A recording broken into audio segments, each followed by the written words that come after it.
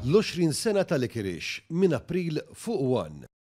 Malta iċ-ċentru tal-esports għal Damwa News il-kap eżekuttiv ta' Gaming Malta Ivan Filletti u spjega li din il-niċċa ekonomika għal pajjiżna li fl-aħħar sin qabdet sew tara partiċipanti ta' video games li jkompetu f'pajjiżna kontra xulxin f'kompetizzjonijiet li attiraw interess qawwi minn madwar id-dinja kollha. U Malta nistgħu ngħidu wkoll li bix-xogħol li qed isir ukoll iċ-ċentru għal dan l-isports fis-sens ikonna l-ESL Pro League Season wieħed mill-akbar l-ikbar leagues li jsiru fid-dinja jisirgħu Malta.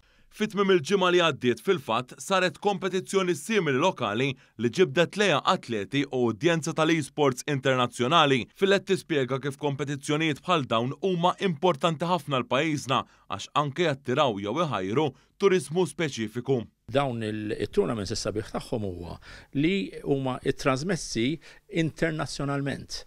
Ġifieri dawn jarawhom mad-dinja kollha. Biex ngħidu wkoll il-prize pool kien ta' xi $20,000, ġifieri mhux flus żgħar ukoll. Ġifieri tajjeb li nkomplu nagħmlu dan ix-xogħol u naraw li Malta tkompli tikber f'dawn is-setturi wkoll.